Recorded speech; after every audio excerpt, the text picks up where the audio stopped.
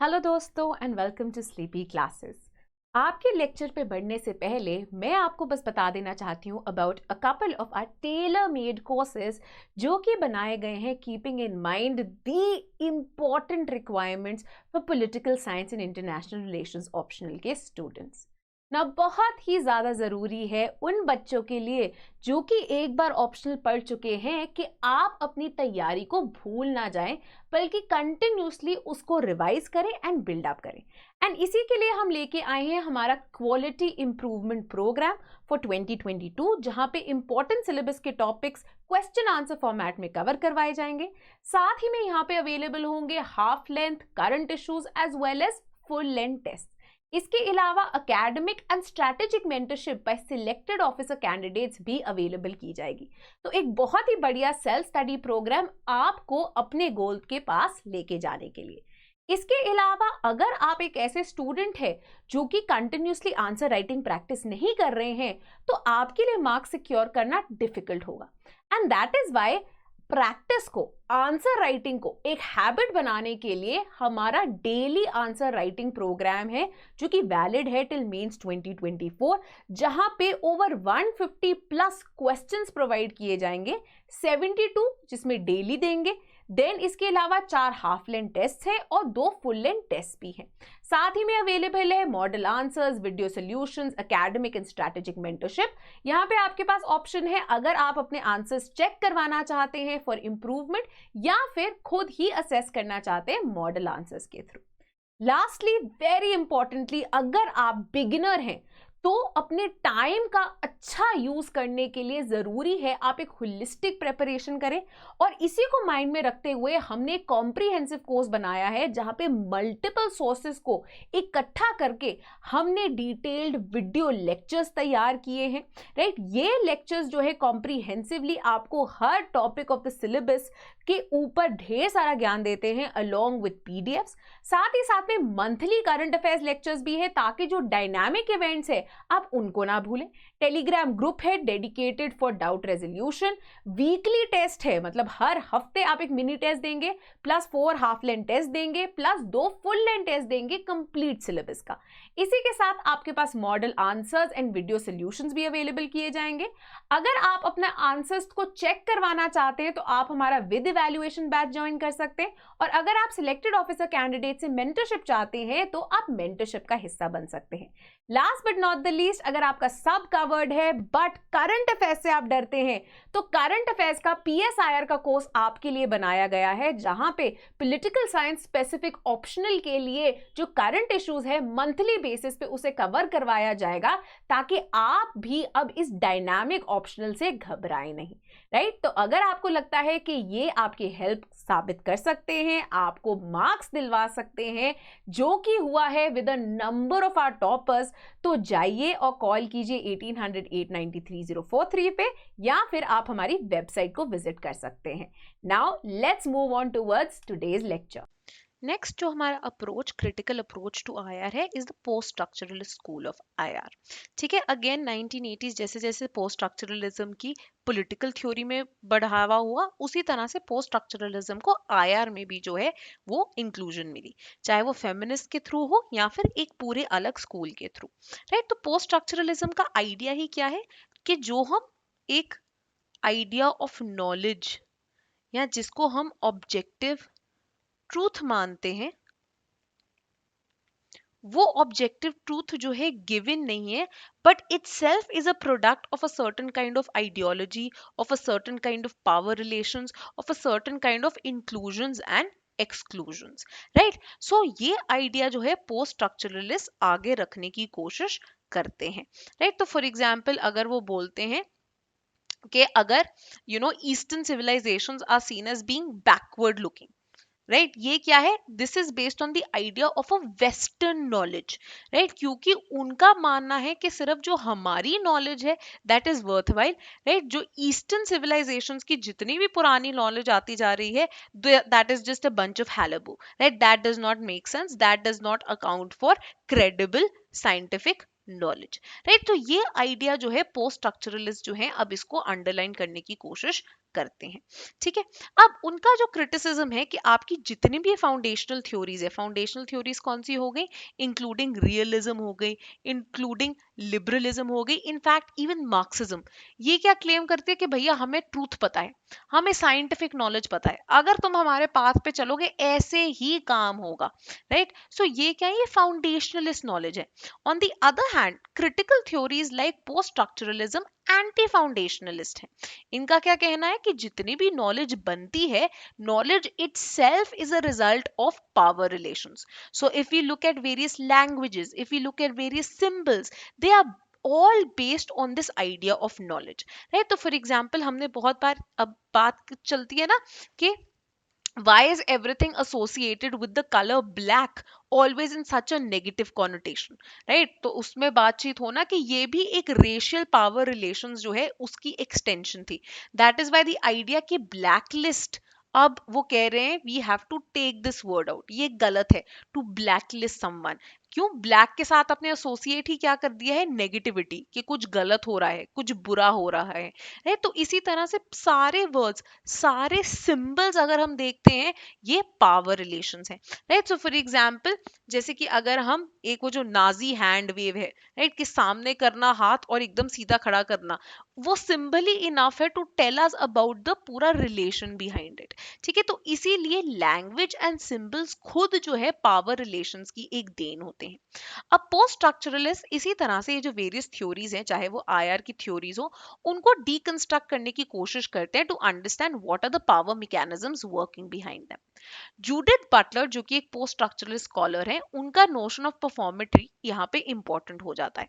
हमने बात की किस तरह से जेंडर परफॉर्मेटिविटी भी होती है, राइट, दैट आप as a woman you are expected to perform certain roles, to be a certain way, right. और ये जो है कंटिन्यूसली डिस्कर्सिव प्रैक्टिसेस क्या होती है, वेरियस रिप्रेजेंटेशन, स्टोरीज, टेक्स्ट, इनमें बार बार जो है वो मेंटेन किया जाता है to maintain what is called othering, right? So the for example हमेशा showing say the Indian man as being emasculated or being a bumbling fool, right? So for example अगर हम एक example ही उठा लें, जैसे कि even if you look at Big Bang Theory and उसके अंदर the role of Rajesh Kutrapali, right, he is always shown, so it's a show, right? So उसके अंदर for those who haven't seen, उसके अंदर ये जो particularly Indian man है who's been in the US for God knows how many years, has a degree in astrophysics from a US की university, is teaching there, still has a very predominant Indian accent, ठीक है, still does not understand the cultural norms वहाँ के, still talks, is made to talk in a very effeminate manner, right, कि he is very girly, he loves cooking, and you know everyone assumes him to be a homosexual, right? That is a way in which again आपकी जो एक representation हो रही है of the other man, कि look at the white people, you know they know how to do things. यही same जो है ऐसे ही पोस्ट स्ट्रक्चरल पोस्ट कलोनियलिस्ट भी हो सकते हैं, एंड तुमने दूसरे को अदर कर दिया है। सिमिलरली फॉर एग्जांपल अगर आपने डिज्नी की मूवीज देखी होंगी, स्पेशली जो पुरानी थी, जैसे कि अलादीन वगैरह हो गई, राइट, तो क्या होता था उसके अंदर जो नेगेटिव कैरेक्टर्स है वो बहुत ही ज्यादा अरेबिक लगेंगे या बहुत ही ज्यादा अरेबिक टोन में बात करेंगे, तो Aladdin and Jasmine will be made to look relatively whiter than say Jamal, who's the negative villain character, right? Similarly, Aladdin and Jasmine का full American accent होगा, but उसका जो है बहुत ही एक Arabic accent होगा। Similarly, अगर हम एक मूवी 300 देख लें, right? वो 300 मूवी के अंदर भी which depicts basically आप एक जो बैटल है between the Spartans and Persians, right? जो कि Xerxes के अंदर थे, आप उसके अंदर देखना स्पार्टन्स को कैसे एकदम ही हीरोज बना दिया, they are beautiful looking people, and where is when you look at the Persian army, उनको ऑलमोस्ट डेमोनाइज किया गया है। ये क्या है, परफॉर्मेटिविटी है, ठीक है, तुम दूसरों को अदर कर रहे हो, उनको नीचा दिखाना चाहते हो थ्रू दीज वेरियस मीन्स। अब वेरियस मेथड्स जो है पोस्ट स्ट्रक्चरलिज्म में इन्वॉल्व होते हैं। There is the method of discourse, there is genealogy, there is deconstruction, there is intertextuality, ठीक है ये, राइट। अब ये मेथड्स क्या हैं? सबसे पहले इज डिस्कोर्स।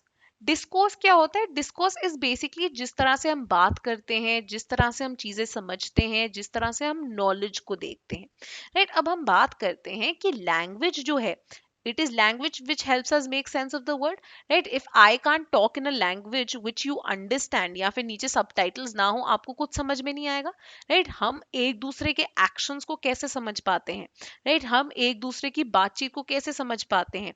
अगर एक नेशन स्टेट दूसरे नेशन स्टेट के साथ नेगोशिएशन कर पाता है, वो किसके थ्रू कर पाता है? लैंग्वेज के थ्रू, राइट? लैंग्वेज बहुत इंपॉर्टेंट है।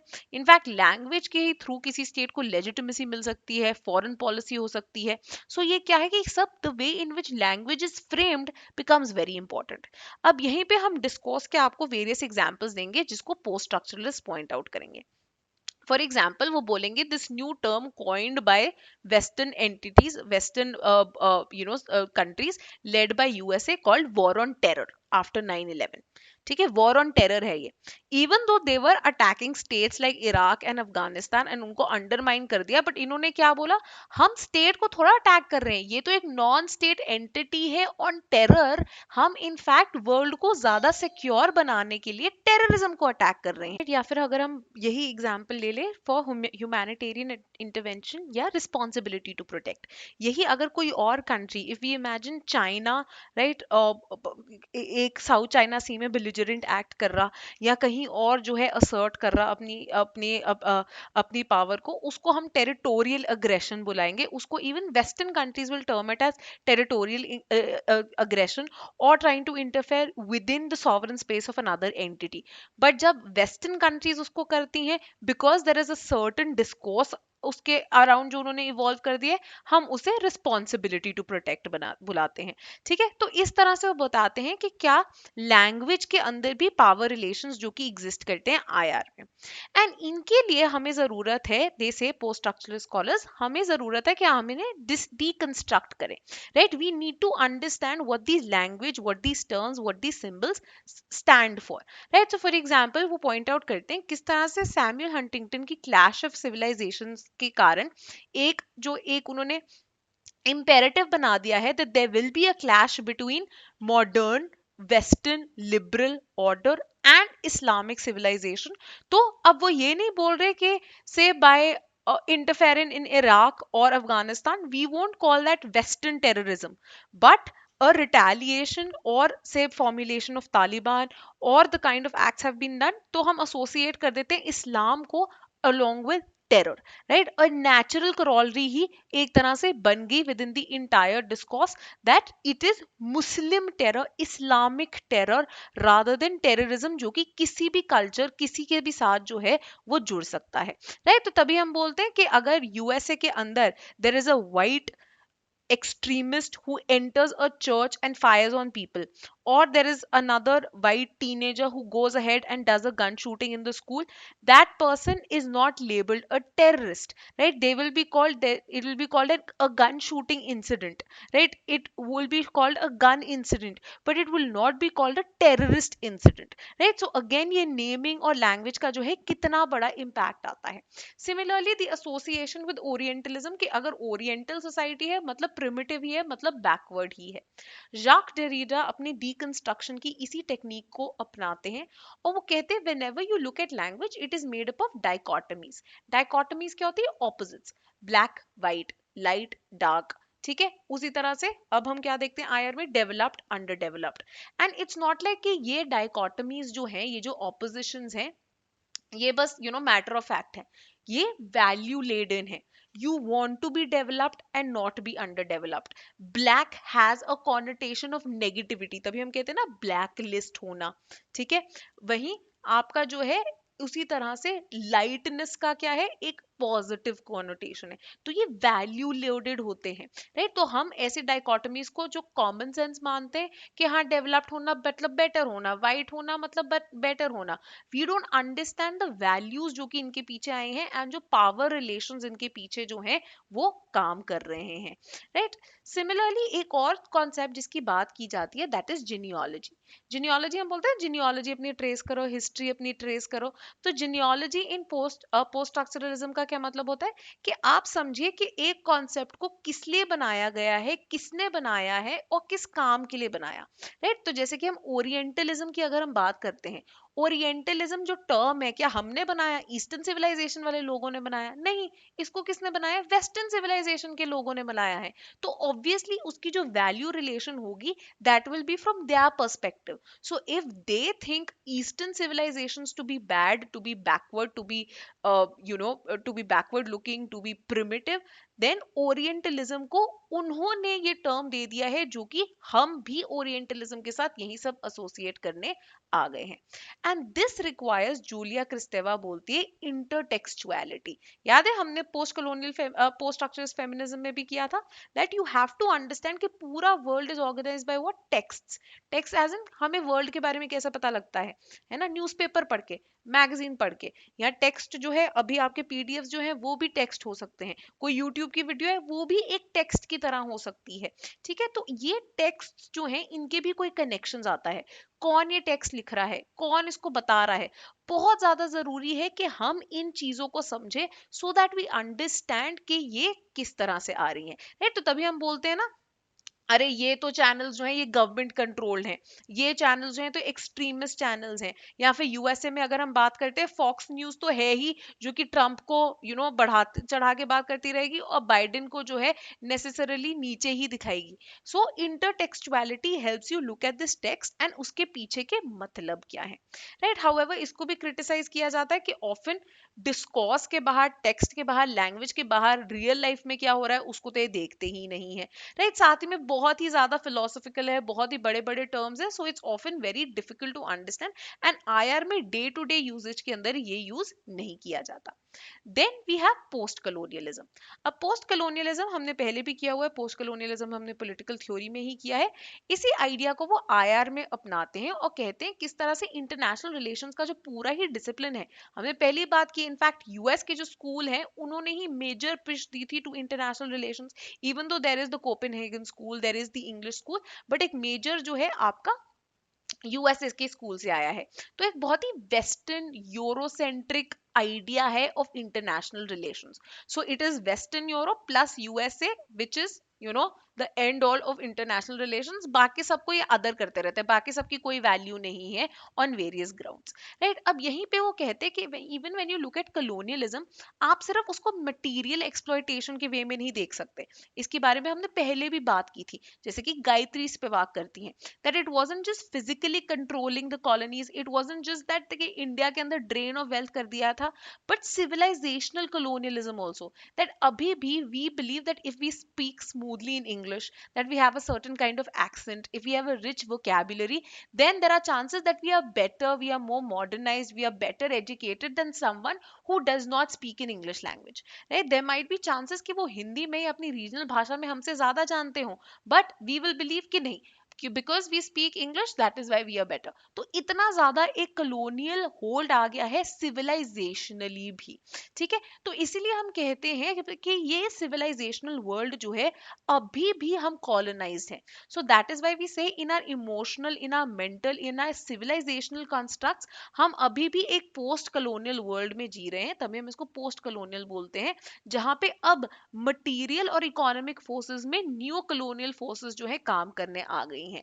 Right, so for example the coming up of MNCs, of TNCs, of international organizations that are tilted towards the developed world, and so on so forth. ठीक है, कि through scientific development, technological development के through वो developing world को अपने control के अंदर देख रखते हैं, उनसे पैसे भी ले लेते हैं बट उनको रिडंडेंट टेक्नोलॉजी भेजते हैं. राइट, तो ये सारा जो है एक न्यू कलोनियल वर्ल्ड है.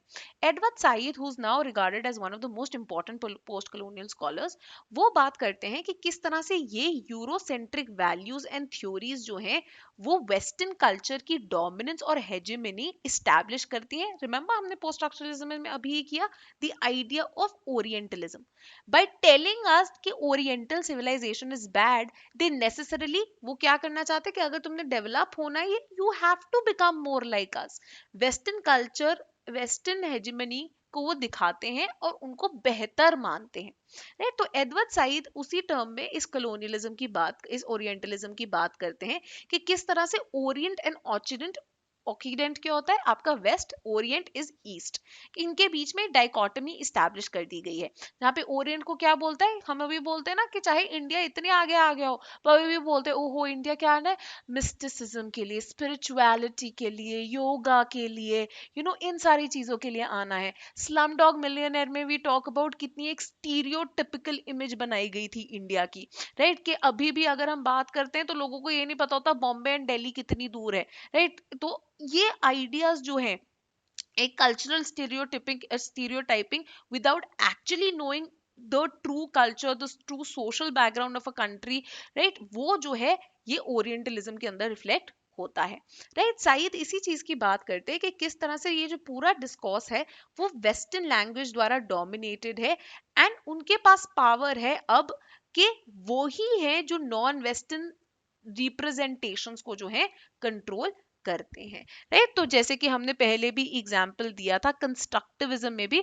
वही एग्जाम्पल हम यहाँ पे भी यूज कर सकते हैं to show that the idea, जैसे अब करते हैं ना कि चाइना के अंदर एक अब आपका यूलिन डॉग फेस्टिवल है, उसकी कितनी ज्यादा जो है लोग स्पेशली वेस्ट में उसके अगेंस्ट कितनी ज्यादा वो चलती हैं, राइट। आपके जितने भी एनिमल ऑर्गेनाइजेशंस हैं, एनिमल राइट्स ऑर्गेनाइजेशंस है, उसके अगेंस्ट चलाते हैं कि कितना ही मीन है, टॉर्चरस है, कुत्तों को मारा जाता है, people eat dog, so on so forth. They say who are you to जज us, this is culturally relevant, ठीक है, ये हम कर रहे हैं।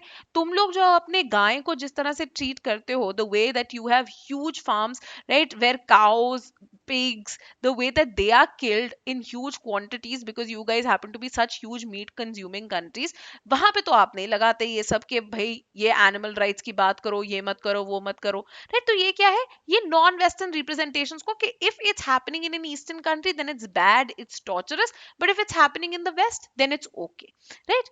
इसी चीज के बारे में दीपेश चक्रवर्ती ने भी बात की इन हिज वर्क प्रोविंशियलाइजिंग यूरोप।